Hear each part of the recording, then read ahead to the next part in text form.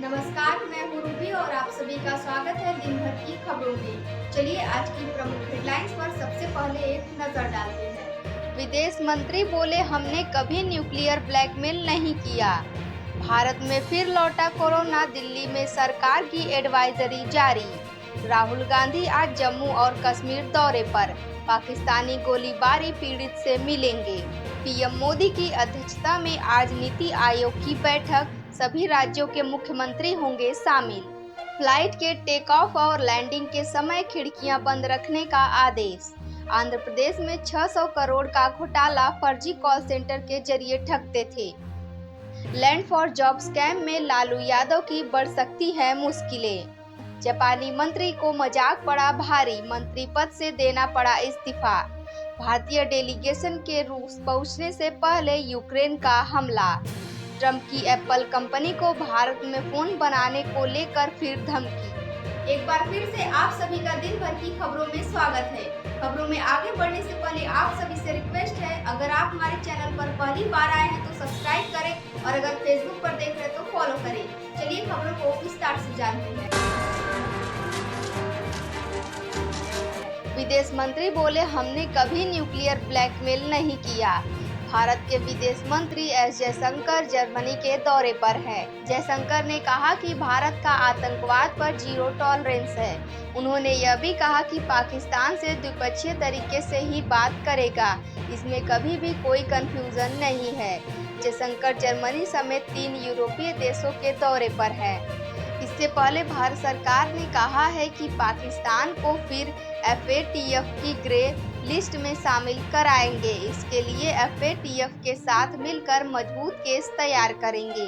बढ़ते हैं अगली खबरों में। भारत में फिर लौटा कोरोना, दिल्ली में सरकार की एडवाइजरी जारी। देश में कोरोना के मरीज लगातार बढ़ रहे हैं। शुक्रवार को गुजरात के अहमदाबाद में 20, यूपी में 40, हरियाणा में 5 और बेंगलुरु में 9 महीने का एक बच्चा कोरोना पॉजिटिव पाया गया।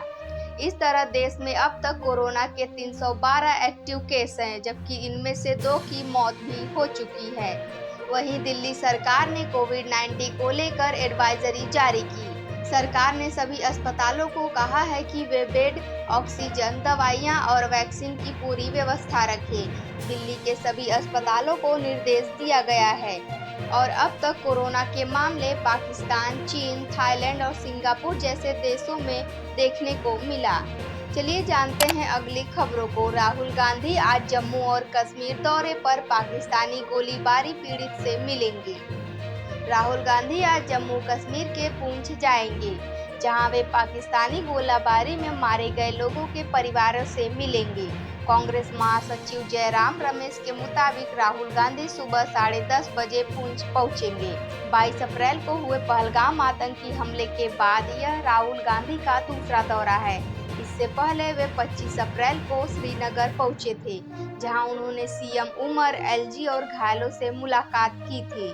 चलिए देखते हैं अगली खबरों को। पीएम मोदी की अध्यक्षता में आज नीति आयोग की बैठक, सभी राज्यों के मुख्यमंत्री होंगे शामिल।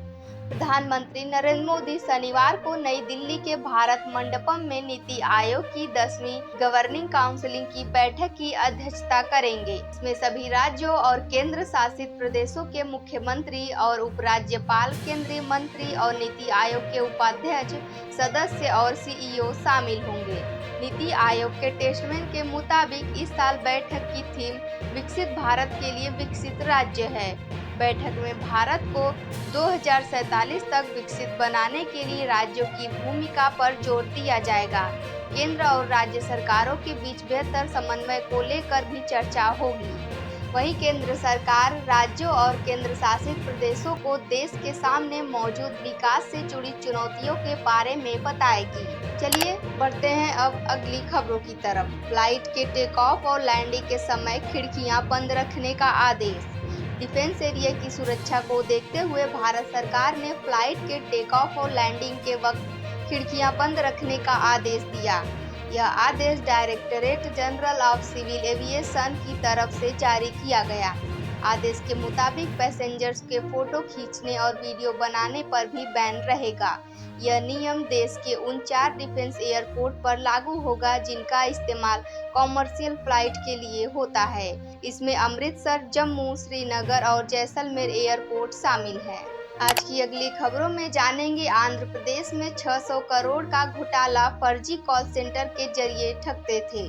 आंध्र प्रदेश के अनकापल्ली जिले के इंडस्ट्रियल एरिया अच्युतपुरम में इंटरनेशनल फर्जी कॉल सेंटर खुलासा हुआ। पुलिस ने बताया कि इस मामले में 33 लोगों को गिरफ्तार किया गया। इनमें 2 मास्टरमाइंड भी शामिल हैं। पुलिस ने कहा कि कॉल सेंटर ऑपरेट करने वालों ने पिछले 2 साल में करीब 600 करोड़ की धोखाधड़ी की। ज्यादातर अमेरिकी नागरिकों को निशाना बनाया गया। शुक्रवार को अनकापल्ली डीएसपी विष्णु स्वरूप ने कहा कि 22 मई को लोकल रेवेन्यू ऑफिसर और गुप्त सूचना के आधार पर 3 जगहों पर रेड मारी गई और मौके से 3 lakh cash, computer, network device, luxury car और दूसरे सामान भी बरामद किए गए। चलिए बढ़ते हैं अगली खबरों में। लैंड फॉर जॉब स्कैम में लालू यादव की बढ़ सकती है मुश्किलें। लैंड फॉर जॉब केस में मनी लॉन्ड्री से जुड़े मामले में प्रवर्तन निदेशालय ने पूर्व रेल मंत्री लालू प्रसाद यादव के खिलाफ सप्लीमेंट्री चार्जशीट दायर की है। दिल्ली के राउज एवेन्यू कोर्ट ने शुक्रवार को इस चार्जशीट पर सुनवाई के दौरान फैसला सुरक्षित कर लिया है। स्पेशल जज विशाल गोगने की बेंच ने इस मामले में अगली सुनवाई 3 जून को तय की है। राष्ट्रपति की मंजूरी के बाद लैंड फॉर जॉब केस में मनी लॉन्ड्रिंग को लेकर आज सुनवाई हुई। राष्ट्रपति द्रौपदी मुर्मू ने इस मामले पर मुकदमा चलाने की अनुमति दे दी है। आज की अगली खबरों में है, जापानी मंत्री को मजाक पड़ा भारी, मंत्री पद से देना पड़ा इस्तीफा। जापान के पूर्व कृषि मंत्री ताकू इटो को चावल की बढ़ी कीमत पर मजाकिया बयान देना काफी महंगा पड़ गया, यहाँ तक कि उन्हें इस्तीफा तक देना पड़ गया। उन्होंने कहा था कि वो कभी चावल नहीं खरीदते बल्कि उन्हें मुफ्त में मिलता है।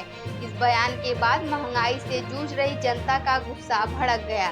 इटो ने बुधवार को प्रधानमंत्री ऑफिस जाकर अपना इस्तीफा सौंपा।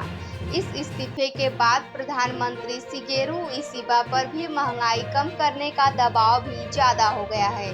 उनकी सरकार को चावल की लगातार बढ़ती कीमतों को कंट्रोल न कर पाने की वजह से लोगों का गुस्सा झेलना पड़ रहा है। जापान में जुलाई महीने में संसद के ऊपरी सदन का चुनाव होने वाला है। ऐसे में यह मुद्दा और ज्यादा राजनीतिक तूल पकड़ता जा रहा है। आज की अगली खबरों में है, भारतीय डेलीगेशन के रूस पहुंचने से पहले यूक्रेन का हमला।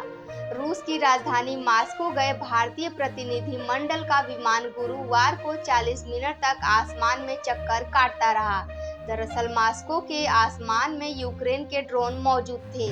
इसके कारण विमान के लैंडिंग में भी देरी हुई। इस डेलीगेशन का नेतृत्व डीएमके सांसद कनिमोझी कर रही हैं। रूसी अधिकारियों के मुताबिक एयर डिफेंस फोर्स ने रात भर में 105 ड्रोन मार गिराए, जिसमें 26 मास्को की तरफ उड़ रहे थे। आज की अंतिम खबरों में है, ट्रंप की एप्पल कंपनी को भारत में फोन बनाने को लेकर फिर धमकी। अमेरिका के राष्ट्रपति डोनाल्ड ट्रंप ने भारत में आईफोन बनाने को लेकर एप्पल को एक बार फिर धमकी दी है। शुक्रवार को ट्रंप ने कहा, अमेरिका में बेचे जाने वाले आईफोन का निर्माण भारत या किसी अन्य देश में नहीं बल्कि अमेरिका में ही होना चाहिए। ट्रंप ने कहा कि उन्होंने पहले सीधे तौर पर एप्पल के सीईओ टिम कुक को बता दिया है कि यदि एप्पल अमेरिका में आईफोन नहीं बनाएगा तो कंपनी पर कम से कम 25% का टैरिफ लगाया जाएगा। ट्रंप की इस धमकी के बाद एप्पल का शेयर 4% गिरकर $193 पर आ गया है। ट्रंप ने यह बात सोशल मीडिया प्लेटफॉर्म ट्रुथ पर लिखा है। आज की खबरों में इतना ही। कल फिर मिलते हैं नई देश और दुनिया की खबरों के साथ। आप सभी को शुभ संध्या।